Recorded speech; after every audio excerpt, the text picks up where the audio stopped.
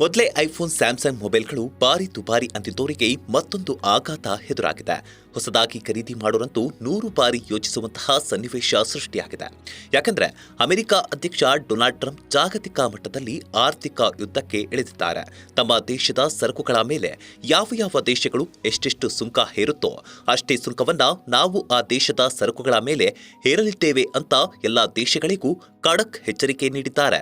ಜೊತೆಗೆ ಅಮೆರಿಕದಿಂದ ಭಾರತಕ್ಕೆ ಬರುವ ಆಟೋಮೇಟಿವ್ ಬಿಡಿಭಾಗಗಳ ಮೇಲೆ ಭಾರತ ಶೇಕಡಾ 100ರಷ್ಟು ಸುಂಕ ವಿಧಿಸಿರುವ ಬಗ್ಗೆ ಉಲ್ಲೇಖಿಸಿದ್ದಾರೆ. ಇದರಿಂದ ಅಮೆರಿಕ ಉತ್ಪನ್ನಗಳ ಮೇಲೆ ಪರಿಣಾಮ ಬೀರಿದೆ ಅಂತ ಟ್ರಂಪ್ ಹೇಳಿದ್ದಾರೆ. ಭಾರತ ಹೇಗೆ ಅಮೆರಿಕ ಉತ್ಪನ್ನಗಳ ಮೇಲೆ ಸುಂಕ ವಿಧಿಸಿದೆಯೋ ಅದೇ ರೀತಿ ಅಮೆರಿಕ ಕೂಡ ಭಾರತದ ಸರಕುಗಳ ಮೇಲೆ ಸುಂಕ ವಿಧಿಸಲಿದೆ ಅಂತ ಟ್ರಂಪ್ ಎಚ್ಚರಿಕೆ ನೀಡಿದ್ದಾರೆ. ಈ ಹೊಸ ನೀತಿ ಏಪ್ರಿಲ್ 2ರಿಂದಲೇ ಜಾರಿಗೆ ಬರ್ತಿದ್ದು ಆಪಲ್ ಕಂಪನಿಗೆ ಭಾರಿ ಹೊಡೆತ ಬೀಳಲಿದೆ.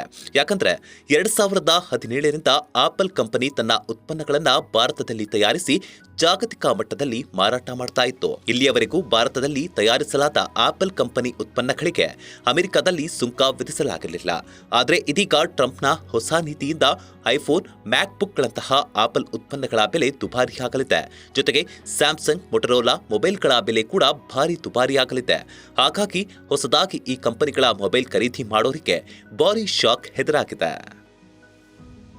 ಲೇಟೆಸ್ಟ್ ಹಾಗೂ ಇಂಟ್ರೆಸ್ಟಿಂಗ್ ಸುದ್ದಿಗಳಿಗಾಗಿ ಬಾಸ್ ಟಿವಿ ಕನ್ನಡ ಚಾನೆಲ್ನ ಸಬ್ಸ್ಕ್ರೈಬ್ ಮಾಡಿ. ಹಾಗೆಯೇ ಬೆಲ್ ಐಕಾನ್ ಪ್ರೆಸ್ ಮಾಡಿ. ಇದರ ಜೊತೆಗೆ ಫೇಸ್ಬುಕ್, ಇನ್ಸ್ಟಾಗ್ರಾಮ್, ಎಕ್ಸ್ನಲ್ಲೂ ಮಿಸ್ ಮಾಡದೆ ಫಾಲೋ ಮಾಡಿ.